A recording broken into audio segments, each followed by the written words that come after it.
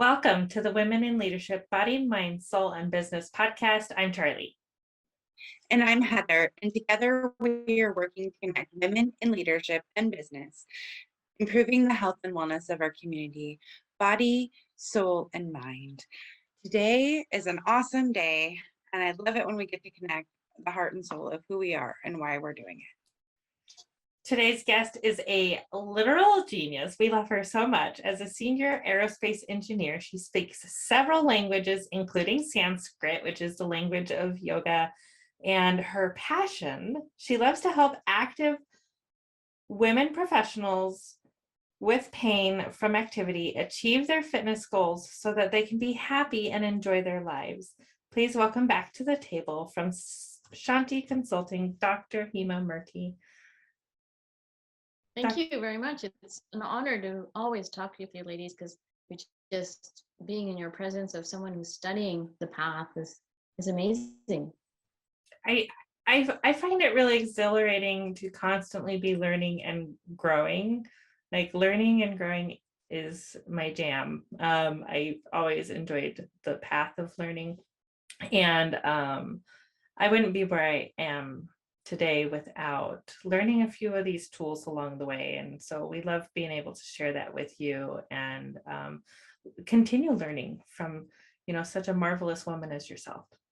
Oh, thank you. I find what you just said to be the refrain of my thought process. So I was feeling like, look in the mirror, I was just feeling like that concept of that echoing, that echo that I'm thinking coming out from the outside world. So, oh, that's cool. Isn't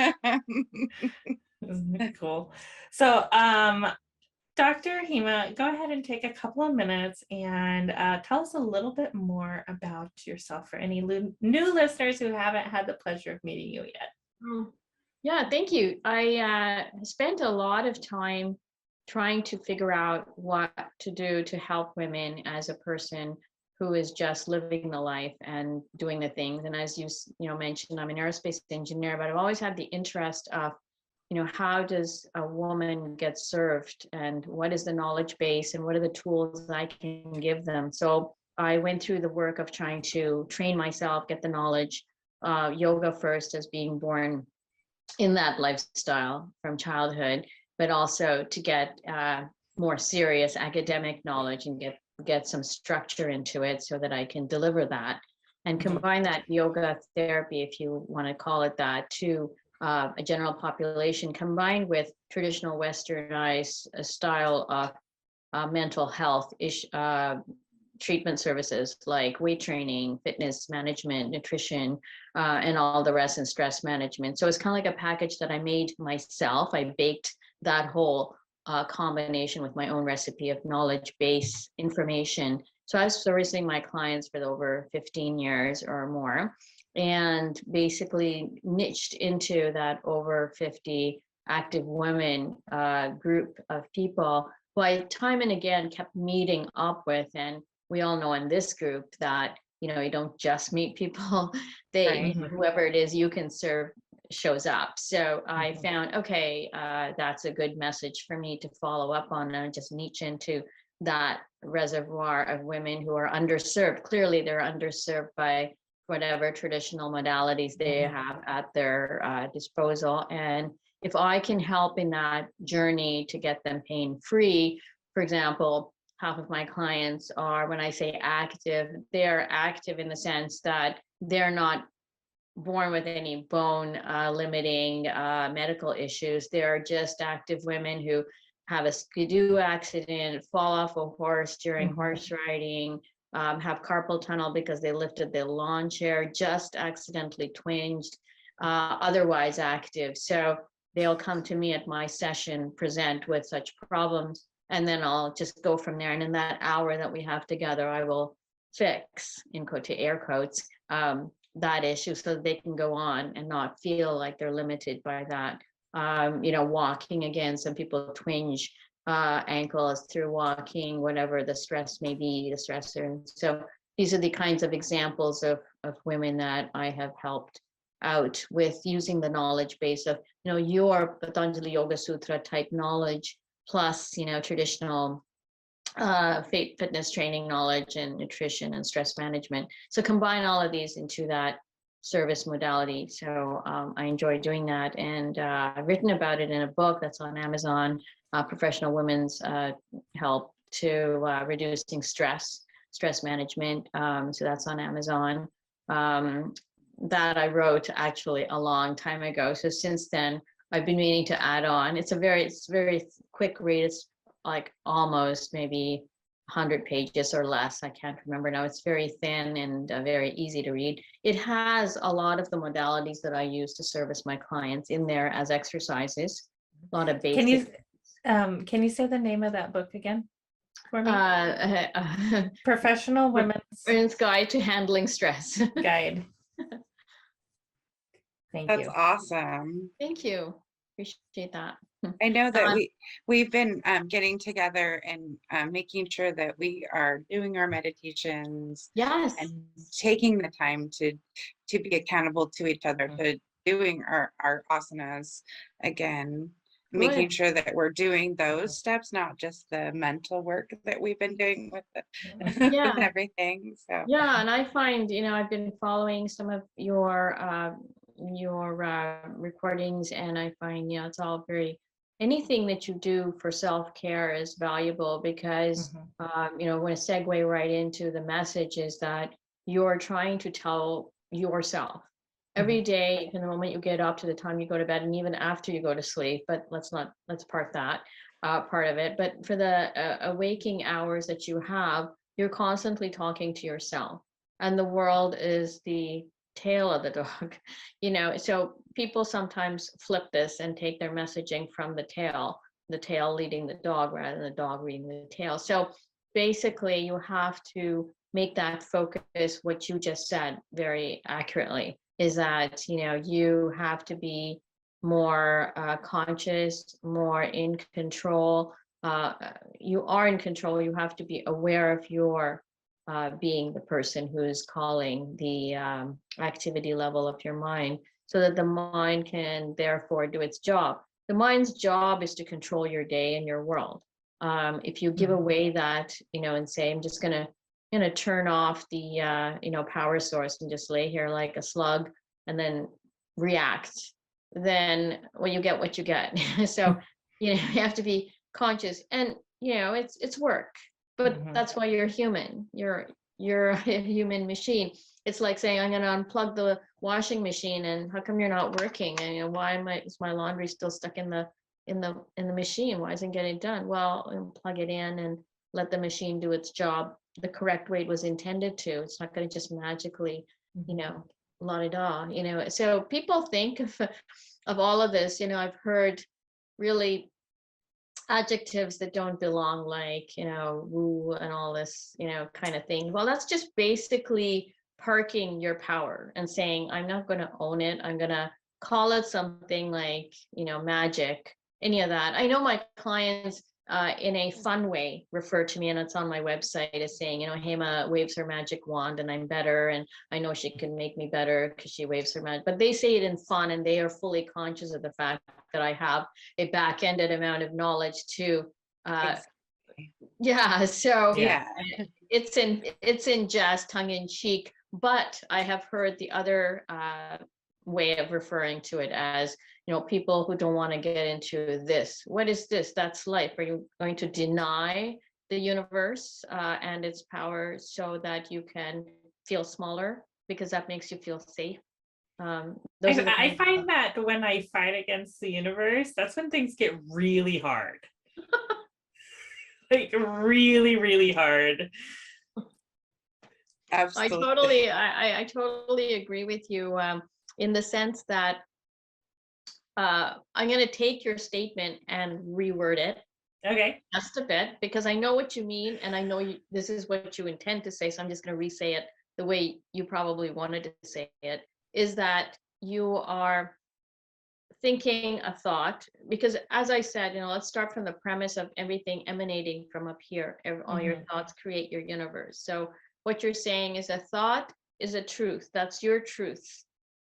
There's no independent truth. Your truth is whatever you think. Your thought is your truth. That's your universe. And so when you say to yourself, let's take a very, very really fundamental example and say you see a white object, and the thought that goes through your mind is, that's not white. Well, you know that you're telling yourself a inconsistent thought. And then from there, it's going to go downhill. Because if you maintain the thought that, what you're seeing and all your visuals is inconsistent with your thought process, then right then and there, you're fighting with yourself. You might as well just go back to sleep and start all over next day. Because it's not that's what you were trying to say. Yes. It's spiraling nosedive. So when things like that happen, you ladies are spot on with your mat work, because that's where the fight's got to happen. The morning non-negotiable mat work. I recently on some, I'm not sure if it's a Facebook group or whatever, the point is that it was a business coaching group of people who are just business people and, trying to motivate each other with positive messages. And one of the recent messages was, what's your morning routine? So, I was contributing, and I was, what's your non-negotiable morning routine? That was the question. So I said, yeah, well, basically meditation, basically talking to myself is what meditation is. As I said before in a previous conversation with you ladies, is that meditation, the word means measuring your mind. So you want to see what the contents is of your mind. And, it's unfortunate we can't open up this jar. Oh, that wasn't a very good thought. Okay, close it back and then get on with your day. You wish you could, right? Right. But the hard part is, these intangibles, and that's what makes it interesting. And that's what also makes it, challenging. So you got to catch these guys. You got to put that net in, and like in your windows, in the summertime, you just don't open the window because, your bugs are going to come in. You put the net on and there you go. And so you catch whatever you don't want into the house. You got to do that with your mind also. See the thoughts that maybe, oh, you know what? I don't think that's quite accurate. You want to reframe that mind for a bit for me so that I can be positive in the rest of my actions. And then you deliberately go and say, oh yeah, you're right. You shouldn't be talking about that specific topic like that. Let's reframe it. You're seeing it that way. That's not what it is. You're seeing it that way. So let's go back to the mat, shall we? And I'm laughing because I resonate with that on so many levels. I am, going through a lot of life changes right now as a parent, and I resonate with that on so many levels right now. It's funny because even Heather will call me out. She's like, "That's in your head. That's not what it actually is." Once we understood what story was going on, right? Like, why are you so stressed out? Let's talk about this. I love the way you said that. I'm like, I love you. You're stressing out. You went there again. Yes, that's the like, script I see it. you I love wrote. you. And this is what I keep telling people. I think I may have said in my previous conversation with you, are the script writer, you're the actor, you're the director, and you're the producer, and you're blaming someone else out there. That person, well, I wasn't involved in this project. You wrote it, you acted it out, you directed yourself, and now you're complaining about what exactly? So it's funny. I mean, yes, and we do it. Like, how many times a day do we catch ourselves? If you haven't done this 100 times in a day, you're not a human being. That's what I say. Because yoga is not about being perfect. Yoga is about the attempt to be aware of the fact that you can be, the potential. That's what yoga truly is. And the meditation work, the dhyanam, and the we not get to dhyanam yet, but we're at least trying to see the awareness portion of it. And the mat work of the asanas, and then the breathing exercises. And those are some elementary ones that your audience may want to try, are in my book, that when I refer to. It's really, really basic, but just get a handle on yourself, because the breathing is the handle for how to get control. And there's so many really fundamental exercises that I try with my clients, and all of a sudden, oh yeah, I'm so good. What'd you do? No, and it's not magic one. It's, it's how you deal with it, how you treat it, how you treat the body. And these are really complicated tools. And, people refer to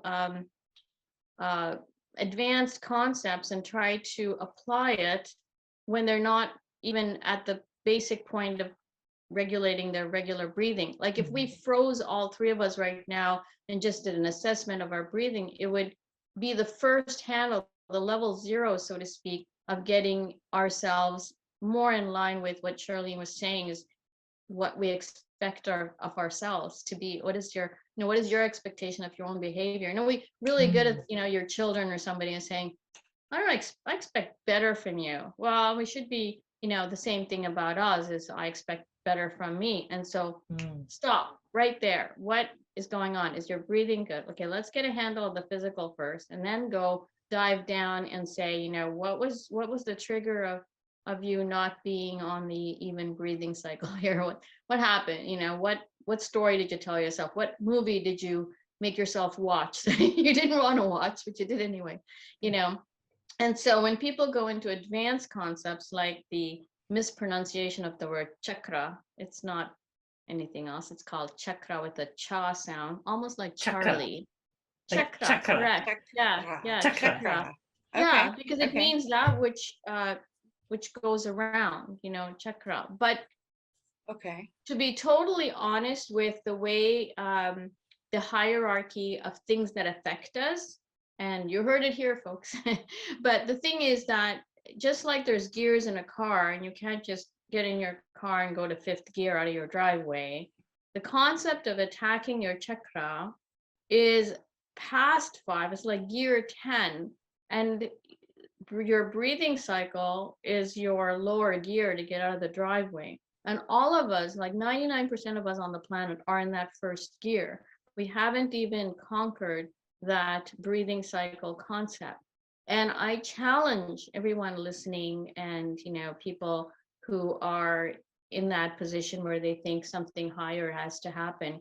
That is not necessary. I challenge you to focus on getting your breathing cycle perfected into something more conducive to who you think you are. Challenge yourself to do a few asanas and see if your life doesn't change around you, and all the thoughts and processes and your whole, how you're experiencing life should change right there. The concept of a chakra is a very high gear. We cannot access it at the point we're at right now. It requires almost, that last few steps of dhyana, dharana, samadhi, which is a very, 100th gear, if you please. That's the level where chakras are attainable, are amenable. Like it's like the surgeon. You can't go in, you don't go to your doctor and say, no, go inside and fix this.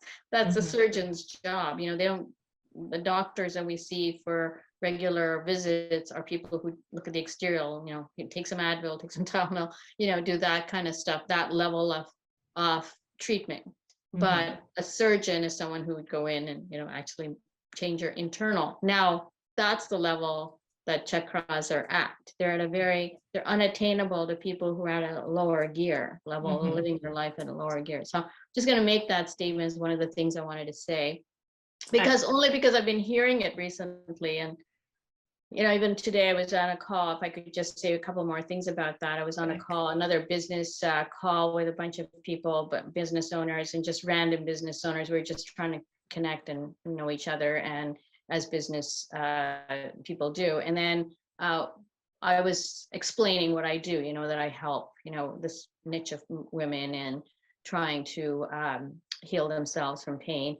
And I think the interpretation was this whole wellness, and they went into that route and said, do you deal with chakras? And I said, I wanted to be nice because clearly, we're just meeting each other, and clearly that's their knowledge path. And then I realized, okay, this is where people are going. It's to no fault of them. They're honestly trying to learn, but that's where the Western world is providing them with the knowledge at that level. So I said, no, chakras is not something I can help them with at the stage that they're at. I help them with much more fundamental things. And I left it there. But then I realized, okay, there is a place for me to, to clarify this. And I thought, hey, guess who I'm talking to today? So I'll use that. That's wonderful. I think I think you explained that so well, Thank you know, you. because we can all imagine being in our cars and we're in first gear, right?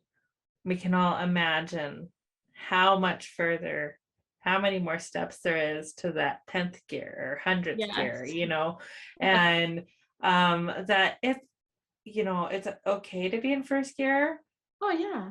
and you're working on it, right? You're working on it. Yeah. I Maybe mean, you'll Yeah. even the coast down the ladder. hill a little bit and go a little faster. You know. Yeah. I mean, that's just impatience. But if you, as you point out, if you put a ladder up a house, you don't jump up to the roof. You know, the first One step is step at as a time. equally as important as getting to the Mhm. roof. I mean, that's so much the same. It's Mhm. where you are Mhm. is equally important. And being honest to where you are is part of yoga. The honesty has to be there. And I think that, you know, when you were talking about when you're not in concert with, you know, the frequency or what is the scale that's being played here, and what, Mhm. you know, what key are we in, and you're in some other key somewhere else and you're not in concert with the rest of your world, that's Mhm. when things go awry, of course, because you're playing out of tune. You know, get your key and act together, and Mhm. you'll be in concert with yourself so that you can play, you know, your very beautiful symphony that we are all supposed to be doing. But things go awry when we want to play a different note, you know, that's Mhm. not key of today. Right. I Oh oh wow. I like the way that that key because of the day. you want to be in that balance and feeling good spot, and you're like, why is it being so difficult? But then if you're not stopping and taking those breaths and doing the things, Yes. one of my friends gave us a challenge to just like at the top of every hour, stop and take 6 breaths. I was like, well, that's life changing. Like Yeah, I was like, I'm ooh. I would be so on top of that. That would be such a cool suggestion. And I think that's exactly what, you know, I tell people. I do have a course coming up that I'm trying to make right now. I say bake is more the word because I'm trying Mhm. to put all the recipe ingredients together. Mhm. But I want to put all of my strategies into an online course. It's coming out in July. So stay tuned for that. And I'll need some taste testers. So, you know, I'm going to reach out to you ladies to see if anybody wants to Yeah. take. We like being guinea pigs. Totally We like in. trying new I'd be things. honored if you were too. So Oh, there's thank you so much. two sides of So, that. so really, it just comes down to noticing when Yes, you're not in sync with the world Right. around you. yes, absolutely. And giving And that's yourself permission uh, to be honest with yourself. I mhm. mean, the most accurate way of being yoga wise is honesty with yourself. Mhm. And you know, when Heather was saying, you know, it's not going today, fine, it's not going today. I mean, if we were always in sync, we wouldn't be human. Part of Mhm. human is that up and down challenge, and there's Mhm. going to be the chitta vritti, which is, you know, your fundamental yoga sutra. So Mhm. being human is chitta vritti. That's just definition of being human. You're never gonna get out of that. But being aware of it and having that honesty is so good. You know, it's Mhm. just so good. It's the place you want to be. So the place you are not attaining to some fictional place. Being human is being messy and being incorrect and Mhm. incorrect at the same time. Mhm. So the challenge is to be honest with yourself and say, you know, I need a timeout. I'm tired of, you know, doing the dance. So I'll just, you know, take myself on a timeout and I'll rejoin my world when I am feeling like I've got more of that mojo. And that's perfectly 100% in keeping with yoga science. That's Mhm. what yoga says. Just be honest with yourself. Awareness is equal to yoga. So Mhm. doing asanas that you're not ready for is not yoga. It's beyond you. Correct. You're in that 10th gear and you're lying. You're still in the driveway pretending like a little kid does in the driver's seat. I'm in Mhm. 10th gear. I'm on the highway. No, you're not. You're not even in out of the driveway. Charlie says I'm the worst yoga student because I'll be like, nope.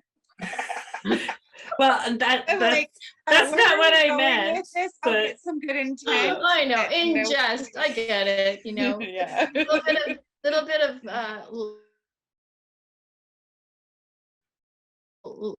you know, light, long-faced people are not good yoga people. Yoga people, you will find that if you looked around and poll around, every single serious yoga person, a student that I know of yoga, has a sense of humor, and it comes from that sense of because you see, the ultimate eternal being is Satchitananda. And Ananda means, like loosely translate. English is such a horrible translation language from Sanskrit. It's like, you know, translating something down into something that's limited. But in English, you could say happiness is a weak definition, but Satchitananda is the ultimate being that emanates, vibrates within us all the time. When we ignore it, that's when, you know, as Charlie was saying, things go south. But, you know, when we say, you know what, I have the Satchitananda Swarupa within me, and that's my real personality. Right now, I'm not feeling that so much. So let me take a time out and I'll get back to you in a minute. Like right now, I'm feeling the non version of that. So, you know, you take a time out and you come back, but it's totally fine. I mean, what's really important for everyone, and I would leave that message really clear, crystal clear, is that yes, you're going to feel not so yoga-like, if that's a word. But the thing is to have that toolbox ready to go. Not, you know, you don't look for the emergency box when the lights are out. Prepare your toolbox. What's going to dig you out of that hole? A friend, a movie, a song, a radio station.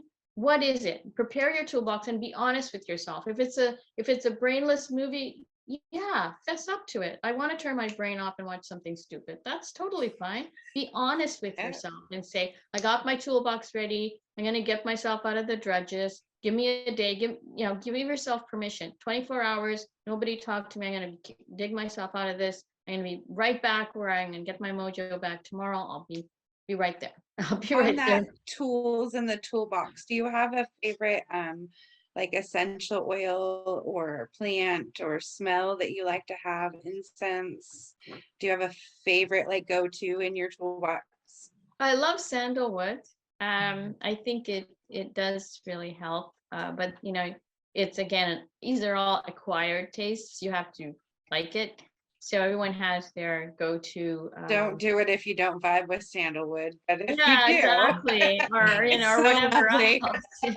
Exactly. Lavender's good. You know, I find that's good. I haven't done incense in a long time because I find in closed North American houses, there's not a lot of ventilation. So it's been maybe 20 years since I've touched that, but I do remember times when we lived in a more open environment, like in India, for example. On occasions when I studied there, I would use that smell to be uplifting. I find that's good. And if you can do that, recreate that during your practice time on the mat and practice time with fighting with yourself of trying to be aware of your thoughts and be honest, that's meditation time. That is helpful. I find that too. So yeah, I find lavender sprays are good too. Aromatherapy, that's good too. I have in my shower, I actually got it at the Salish Lodge and Spa, which is a like a resort on top of the Snoqualmie Falls here in Washington. And it's a eucalyptus. And it just really helps with that waking up in the morning, in the shower, and it helps bring that vibrance out and a lot of my personal hygiene care items are invigorating smells, citrus, eucalyptus, things like that like really wake up the senses and helps me get ready for my day. There's many reasons why I take a shower in the morning. No, that's really good. Lemon is also good. Lemon, lime, those kinds of are also invigorating. Yeah, so for sure. I mean, it has to resonate with you. Absolutely. You know, as Heather said, you know, it's got to be your jam, and you've Yeah. got to try different things because it does go with the personality. You know, so you know, people should try different things, and that would be really good. That kind of thing.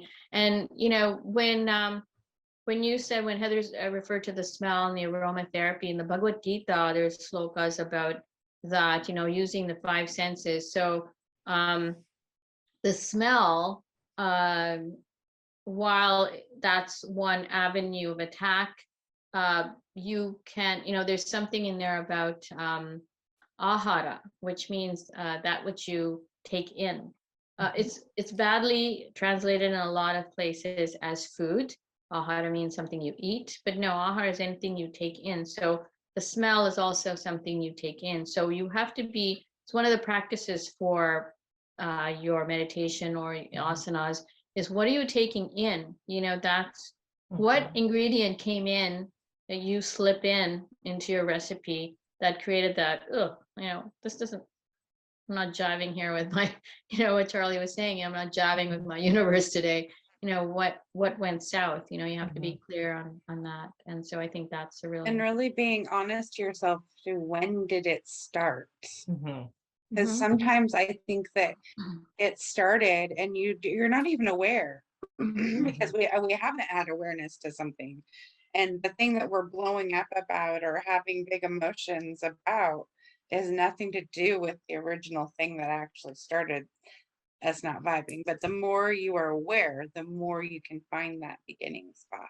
Absolutely. Yeah, honesty is one of the hardest things, and that's what creates the angst, actually, because sometimes we don't want to be honest and say, you know, you formed an incorrect opinion way back, and now that's, you know, that just kind of rollered into this domino effect of you reacting incorrectly to some innocuous event. But that started way back when you created some incorrect notion about something else in your world, which is wrong. And so you better go back, correct that, and then, you know, take it, you know, it's like the director, cut, go back. Let's reshoot this scene with a better attitude. Right. And I'm sure we could probably do like a whole nother like hour-long talk on why we lie to ourselves in the first place, right? We could. We totally could. Well, we could, but I think that we could sum it up in one word, and that's fear. That could be some, you know, probably the sole reason for a lot of incorrect things. There's two aspects to life, and that's love and fear. And if we are afraid of who we really are, which is this all-powerful, amazing, you know, ball of fire and amazingness, that scares a lot of people. And you find this a lot in our circles, in business circles, like business people will, they just, you know, won't do the things that they're supposed to do. You know, there's a lot of business activities that they're supposed to be involved in on a regular basis, and some people will just not do them, and they will themselves wonder, why am I not doing it? Because there's something about it that scares you. You were afraid to be that billionaire that you're supposed to be. There's nothing wrong with any of those things, but success sometimes scares people because they just feel a smaller picture would be so much easier to, you know, if you had a big TV, a smaller picture would be so much easier to keep in your house, right? It's like that. I think that just sums it up just perfectly, everything we've talked about today. It does. It does. Dr. Hemah, we love and appreciate you so much, and we can't wait to talk with you more and more, and just keep learning and keep discovering new things and getting better and better at, you know, just our knowledge base. Thank you so much for helping with that, and we truly appreciate thank you. I mean, I appreciate sharing what I have, and for you both ladies to invite me into that space. I am so grateful, and I'm just very grateful to share anything that will help anybody. I am, you know, honored to be here. So thank you both very much. Heather? Thank you so much to our audience. As always, you can check out what's going on at on the website, Women in Leadership, BSMB.com. body-soul-mind.com. So that's body, soul, mind, and business.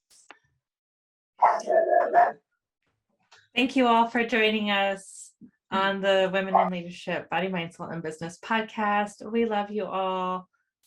Namaste.